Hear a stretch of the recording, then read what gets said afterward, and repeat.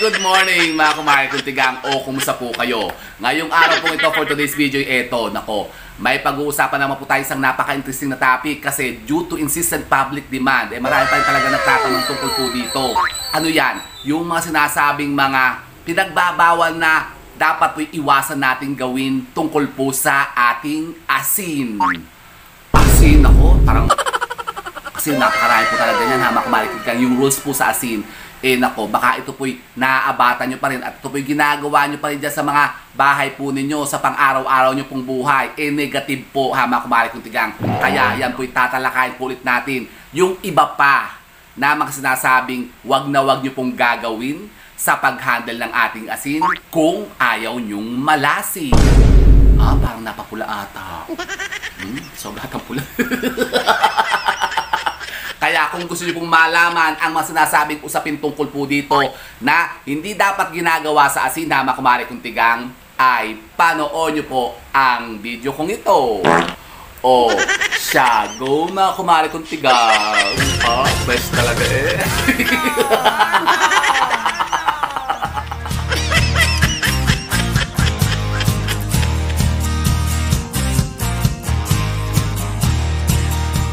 Ayun na nga po ha mga kumare kuntigang, isang mapagpalang araw naman po sa inyong lahat. At yun na nga po, nako, ngayon po ay Marso na. Talaga namang ang bilis-bilis ng panahon na mga kumare kuntigang. Pumasok na agad ang buwan ng Marso. Nako, medyo maalinsangan na naman ha mga kumare kuntigang ang panahon at ang medyo nag-iinit-init na naman. Ako, okay, pinagpapos-pawisan na okay, namamoys-moys na naman mga singit-singit ko ha mga kumare kuntigang.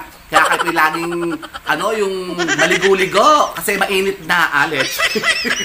Mainit na naman na mga kumare kuntigang. Kaya tayo po'y laging maghanda ha. Uminom kayo lagi ng tubig, maligo kayo para lagi kayong fresh.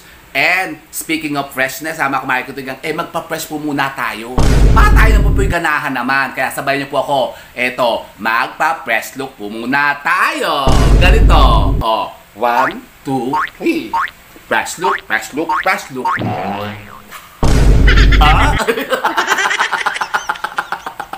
Dapat po mga kumare kuntigang ay ganyan. Dapat po ay lagi tayong positive, lagi tayong fresh. Para yung mga sinasabing positivity ay pumasok sa atin, para ma-imbibe natin sila, hindi puro mga kamalasan na lang. At yun na nga, speaking of kamalasan na mga kumare kuntigang, kasi marami pa rin po nagtatanong sa atin tungkol nga po sa sinasabing mga rules o mga pinagbabawal tungkol po sa asin. Ako, napaka-importante po ito ha mga kumare kuntigang. Kaya baka ito po yung nagagawa po ninyo, iwasan nyo na. Kasi yan po yung maaaring magbigay sa inyo ng sobrang kamalasan kapag ito po yung winawani po ninyo. Kasi alam nyo po ba ha mga kumare kuntigang, ng asin itself po ha mga kumare kuntigang, talaga napaka-powerful po niyan. Napaka-inam po niyan. Na yun na nga, pangontra sa mas nasabing mga negativities, pampaswerte, at yun na nga, yung pang araw-araw natin ginagawa, yung mga pwede nating gamitin sa asin, napaka-importante po niyan. Kasi alam niyo po ba nung araw, ang asin po, sumisimbol po yan ng pera. Pera, oo. Kasi alam niyo po ba nung araw, yan po ang pinasusweldo nila sa mga tauhan, sa mga alipin baga. Yung mga manggagawa nung araw, mga alipin. Asin po ang sweldo po lang nila, mga kumare. Kaya pala yung words na salary, galing po yan sa word na salt. Salt salary. Opo, meron ganyan yan ha, mga kumare. I-search nyo yan. Totoo po yan. At yun na nga.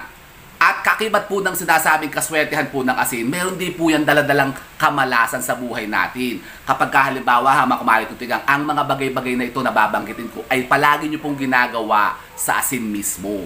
Ano-ano ba yung mga yan? So yun na nga po ha mga kumare kuntigang, wala na masyadong chikatalakis. Umpisahan na natin ito. Meron po tayong babanggitin ngayon pong 8 na mga sinasabing pinakamasamang ginagawa po sa asin. Iwasan nyo po itong gawin ha mga kumare kuntigang kung ayaw nyo pong kayo po ay malasin. So ano ba yan? Number 1 po ha mga kumare kuntigang, wag na wag po kayong bibili ng asin kapag gabi.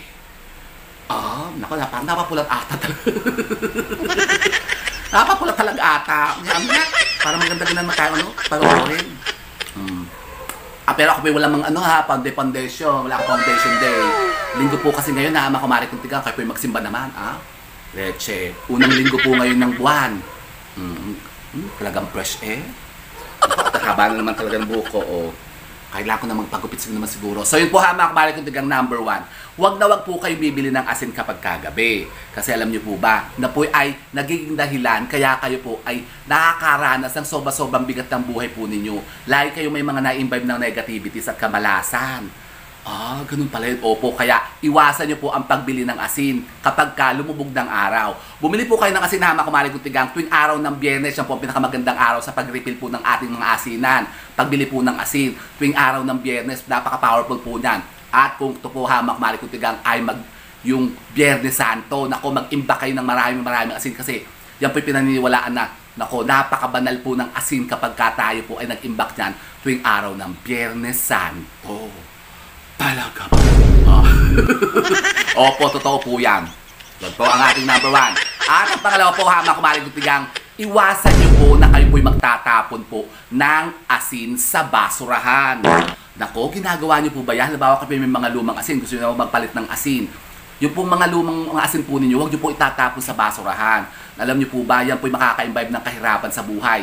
Nako, mauubos po ang kayamanan nyo dyan kapag ginawa nyo po yan. Ang pagtatapon ng asin sa basurahan. Kung meron kayong mga pinaglumaan na asin at gusto nyo siyang palitan, medyo marumi na, medyo nangingitim na o nadumhan, yung nagabukan, tapos gusto siyang palitan, itapon nyo na lang po siya sa kubeta o lababo po ninyo. Tapos paanurin nyo po siya, busan nyo ng busan ng maraming tubig para po lumayo sa bahay po ninyo. Wag na wag nyo po yan kumalig kong tigang number 3, isa po ito. Iwawasik o ihahagis o isasaboy sa likod ng bahay po ninyo o sa harapan mismo ng mga bakuran po ninyo. Kasi negative po kumalig kong tigang ang nagwawasik. Yun nga, yung naghahagis, naggaganyan, iitsa ba?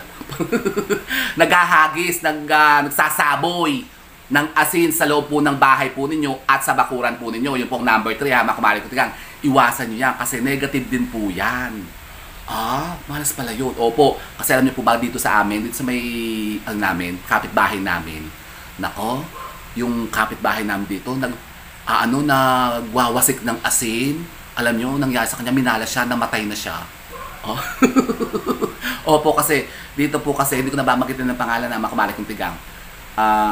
Dito kasi dati, marami akong puno-puno. Mga halaman, meron akong lansones, yung kalamansi, yung rambutan, tapos may mangga, may chiko, doon sa likod bahay. Ang natira na lang po bayabas, kasi alam niyo po yung kapitbahay namin, winawasikan ng asin yung mga tanim. Yung mga tanim namin, ayun nangamatay sila, isa-isa, kasi naiinggit. Kasi alam niyo kasi inggit, kapag kainggit talaga, maraming naisip ang tao eh. Kapag kayo naiinggit sa kapwa po ninyo, makakagawa kayo ng mga sinasabing kasamaan, yung kasalanan sa mundo.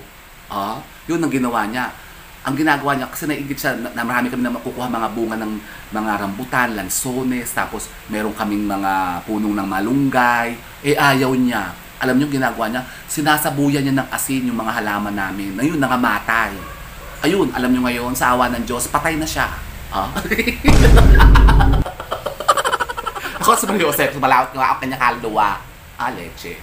So yun po mga kumalig kong tigang, ang number 4. Huwag nyo pong ihahagis ang asin. Number 3 pala, number 3. So huwag nyo pong ihahagis ang asin na mga kumalig kong tigang sa loob po ng bakuran po ninyo, lalong-lalo na po sa loob ng bahay po ninyo. Kung kayo po mga kumalig kong tigang, gagawa po ng mga ritualan na ginagamitan po ng asin, yung pangsilbaga, pangontat sa bahay po natin. Pwede ko maglagay po ng asin sa mga corners po ng bahay po ninyo. Ilalagay nyo po siya, itutumpok nyo po dyan sa baba.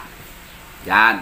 Tumpok nyo lang po siya dahan-dahan. Pwede kayong gumamit po ng lalagyan sa sidla. Pwede kayong maglagay ng platito o bowl o yung mga baso, mga shot glasses. Tapos maglagay kayo sa 4 na corner po ng bahay po ninyo kasi maganda po yan. Kasi nanu-neutralize po ng asin ang sinasabing mga negativities na pumapasok sa bahay po ninyo araw-araw kapag meron kayong asin dyan, lalong-lalo sa mga lugar na laging maraming tao lang, like living room.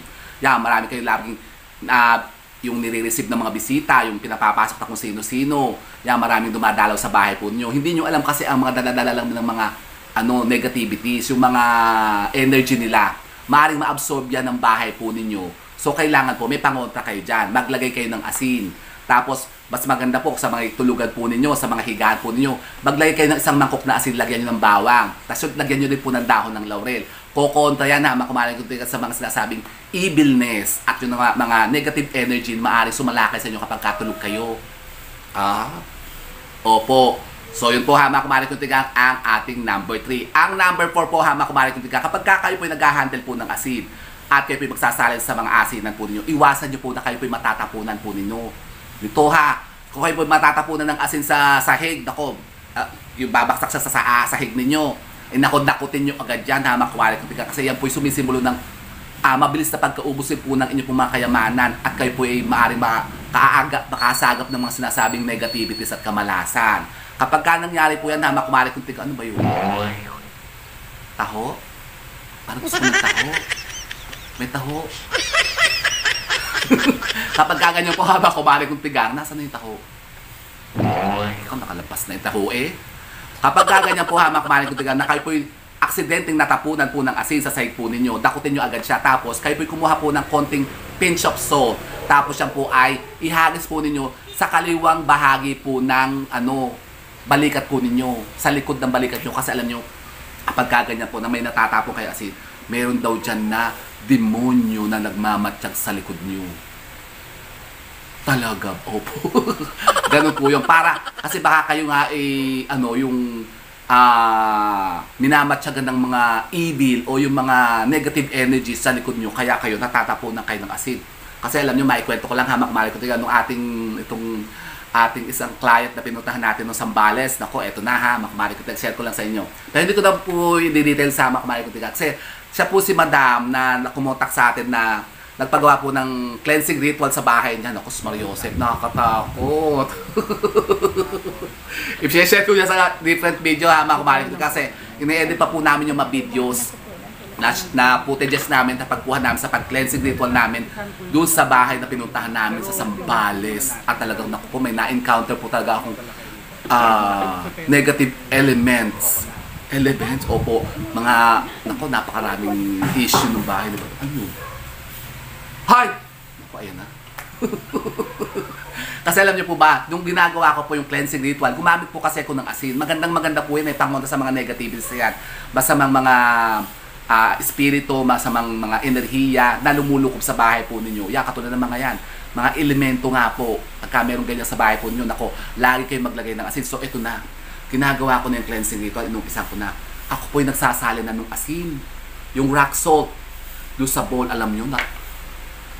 Ako yung mainit na pagsasali ng asin. Abay, talagang natapon yung asin sa harapan ko. Tapos, nahuhu siya, nagkatinginan kami ni Madam. Sabi niya, anong ibig sabihin, sir? Ayun na, alam niyo na po yun, ma'am. Kami ingay. Kasi andyan siya. Ayaw niya. Kasi alam niyo, bahay ni Madam ay infested po ng mga negatibong elemento. At yun yung pinaalis natin, ha, magmarikutigang nung last Friday. Pumunta tayo ng Sambales. Ang layo pala ng Sambales, leche eh. Pero okay naman, kasi kasama ko po si Madam X. Anak ko naman po inassist niya dun sa cleansing ritual natin sa pag-bless ng bahay ni Madam. Si Mrs. sabi ko, ma'am, andito siya. Yung nasa bahay po ninyo ay ancient na, mas nauna pa yun sa inyo na nakatira dito. Pero sabi ko sa kanya, susubukan natin siya, kausapin natin siya kung aalis siya dito sa bahay niyo. Tapos ako talaga, sobra talaga ako na stress. Kasi naramdaman ko talaga siya, ayaw niya, lumalaban. Lumalakas siya.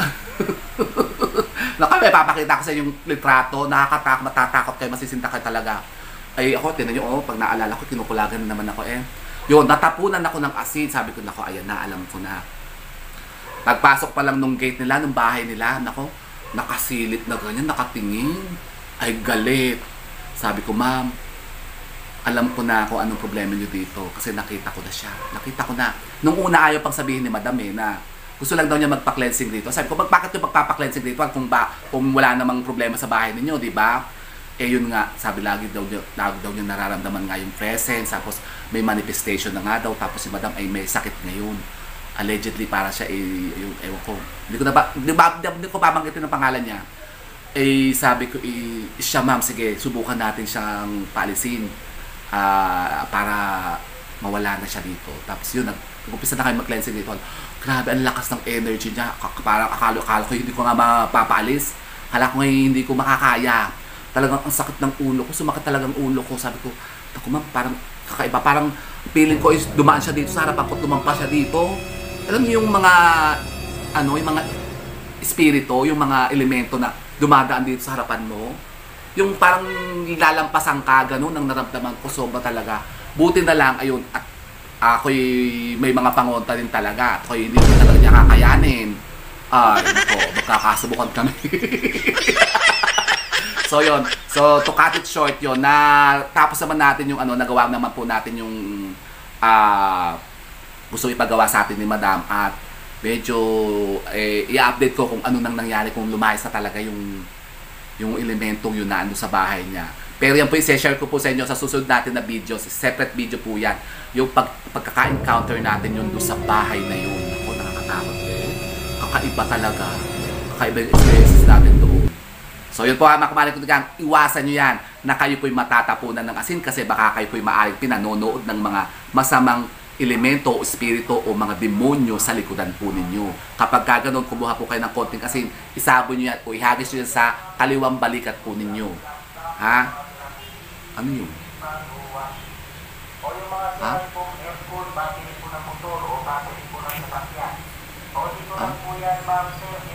Aircon? Battery ng sasakyan?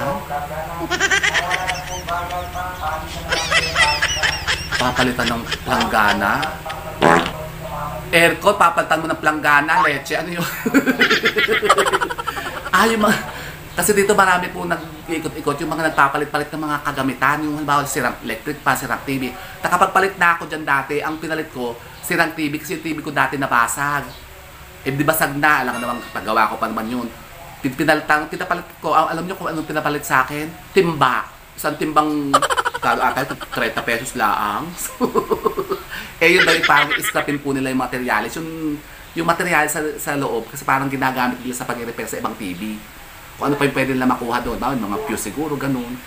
Kaya ako na, sabi ko, ibibigay ko nga dapat sa mga magbubuti, yung mga magbabasura eh. Tapos isang electric pan ko dito, pinalitan naman niya ng isang planggana. Sabi, okay na rin. Meron akong yung hawhawan ng basahan doon. So yun po mga kumari kong tigang, ang pang number 4. At ang pang 5 po mga kumari kong tigang, ginagawa niyo po ba ito? Na kayo po'y gumagamit po ng mga basang asin. Nako, halimbawa po mga kumari kong tigang, kayo po merong mga asinan at medyo nag-moist na yan, medyo nagtutubig-tubig. Nako, tanggalin nyo agad yan mga kumari kong tigang kasi negative po yan, malas yan. Kapag kayo po ay lagi na lamang na tutunawan ng asin sa bahay po ninyo. Ibig sabihin, napakarami po mga negative energy dyan sa bahay po ninyo. Mag-cleansing ritual na kayo ha mga kumari kong tigang. Ano ba yung lamot na yun? Leche, may lamot. Tanggalin nyo po agad dyan. Ang gawin nyo dyan, hugasan nyo, itapon nyo yan sa mga lababo po nyo o sa mga kubeta nyo, sa toilet bowl. Buhusan nyo ng maraming tubig. Tapos mas maganda lagyan ng konting suka. Tapos i-flush nyo ng i-flush hanggang sa mawala siya. Kasi negative po yan. Ibig sabihin po, meron po mga negatibong enerhiya na nakakapasok po sa bahay po ninyo. Maaring mga tao ang nagdadala niyan, yung mga bisita po ninyo o yung mismong mga nakatira sa bahay po ninyo. Kapag lagi kayong natutunawan ng asin, i-check nyo po yan. Ganun pala. Opo, mga kumari kong tigang, kaya iwasan nyo po yan ang paggamit ng mga basang asin. Kasi yung iba, pagkabasa na yung asin nila, ang ginagawa, kinukutsara na lang, tapos yung yung hinahalo sa mga pagkain, parang yung liquid na yung asin, okay lang daw yun. Hindi po, mga kumari kong tigang, negative po yan. Tanggalin nyo agad yung mga basang asin sa bahay po ninyo. Malas yan.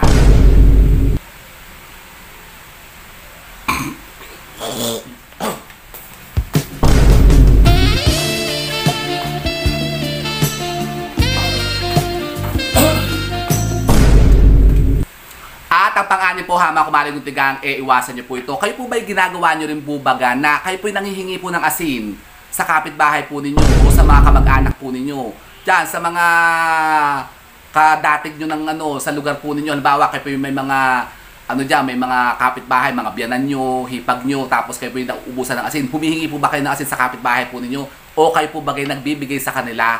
Wag nyo pong gagawin yan na mga kumari kong tigang. Sumisimbolo po yan na taboy ng mga kaswertehan sa bahay po ninyo. O maaring kayo po mawalan ng pera. Mauubos lagi ang pera po ninyo kapag ganyan ang ginagawa po ninyo. Kasi parang pinamimigay nyo yung mga kayamanan nyo sa ibang tao. Kasi, yan nga, di ba sabi ko sa inyo, ang asin po ay sumisimbolo ng pera. Pera yan. Kaya iwasan nyo po, Hamak Marik Kuntigang, na kayo po ay namimigay ng asin. Lalong-lalo na po sa gabi.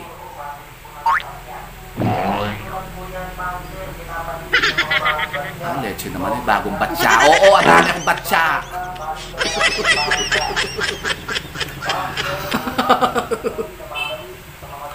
So, yun po, Hamak Marik Kuntigang, isa pa po yun. At ang isa pa po, Hamak Marik Kuntigang, wag nyo pong wawaniin na kayo po ay laging nauubusan ng asin sa asinan po ninyo. Yung halimbawa, ang asin nyo po ay talagang sagad na, yung kinukulit-kulit yun ng ganyan yung mga tabihan. Ako, naranasan nyo po ba yung ganyan? Kasi ako po, Hamak Marik Kuntigang, naranasan ko po yan nung araw. Yung talagang ang asin na namin, talagang walang-wala na talagang laman. Ang mga natitira na lang parang yung mga kagig-kagig na lang sa gilid-gilid, ay talagang hindi pa kami nabili ng asin, Hamak Marik Kuntigang. Bakit ba kasi kami hindi nabili ng asin nung araw? Kaya noon talaga, alam nyo, talagang hirap na hirap ang buhay namin. Sa totoo lang, totoo po yan. Talagang yung kinukulit-kulit na namin yung nasa gilid, yung mga tira-tira sa gilid, naku, masama pala yan, Hamak Marik Kuntigang. Negative yan. Kapag kaganyan po talagang kayo po, nako, malulog mo kayo sa kahirapan, talagang magkakanta-hirap-hirap po ang buhay po ninyo. Yan kasing asin kapag ka nauubos sa bahay natin yan, talaga sobrang kahirapan ang mangyayari sa inyo. Kaya iwasan nyo yan. Yan, ang maubusan ng asin, pati ang bigas. Nako, wag nyo pong wawaniin yan, Hamak Marik Kuntigang, yan, dalawang yan. Maubos ang lahat, maubos ang mga toyo, mga patis, mga ketchup. Basta't ang asin po, meron lagi kayo, okay po yan. Pala, opo, Hamak Marik Kuntigang. Kaya iwasan nyo yan, ang kayo po'y mauubusan o mawawalan ng asin sa inyo pong mga tahanan. At ang panghuli po, Hamak Marik Kuntigang, iwasan nyo po ito. Kapag kayo po'y gumagamit po ng asin, wag nyo pong iiwanan yan na walang takip. Bakit? Kasi yan po, Hamak Marik Kuntigang, ay sinasabing nagiging dahilan na mabilis na pagkaubos din po ng ating mga kayamanan.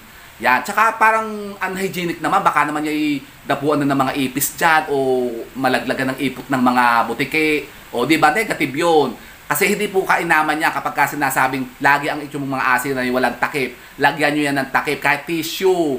Yan. Lagyan nyo lagi siya ng takip o cover kapag ka hindi nyo siya ginagamit. Kasi alam nyo, yung mga asin na ganyan na walang takip, mas mabilis matunaw yan. Kaya siya nagtutubig-tubig kasi yun nga, nakakasagap siya ng mga negative energies na yun na nga, maaring nagiging dahilan. Kaya kayo po yung laging minamalas.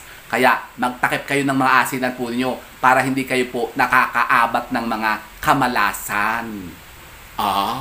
Ganun pala. Opo, Hamak Marik Kuntigang. So, yan po, Hamak Marik Kuntigang, ang ilan pa sa mga sinasabing mga ipinagbabawal na gawin sa asin kung ayaw nyong malasin. Pero sabi nga po, Hamak Marik Kuntigang, ito naman po mga paniniwalang ito yung mga pawang gabay lamang naman po natin. Kung kayo naman po hindi po naniniwala sa mga gantong usapin, di hayaan nyo na. Gawin nyo pa rin po yan. Kung ginagawa nyo pa rin yan, Hamak Marik Kuntigang, sa asin, di bahala na po kayo. Pero sabi ko sa inyo, Hamak Marik Kuntigang, bahala na rin po kayo ang mag-suffer sa consequences.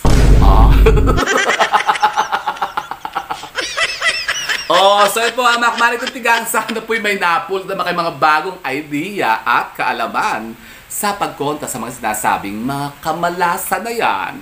And with that, mga Marik Kuntigang, keep safe and God bless. Thank you for watching. At tulad ng lagi ko sinasabi sa inyo, magsipilyo kayo ng ngipin nyo. Para lagi kayong fresh at masarap kayong laplapin. Bye, mga Marik Kuntigang! Darno!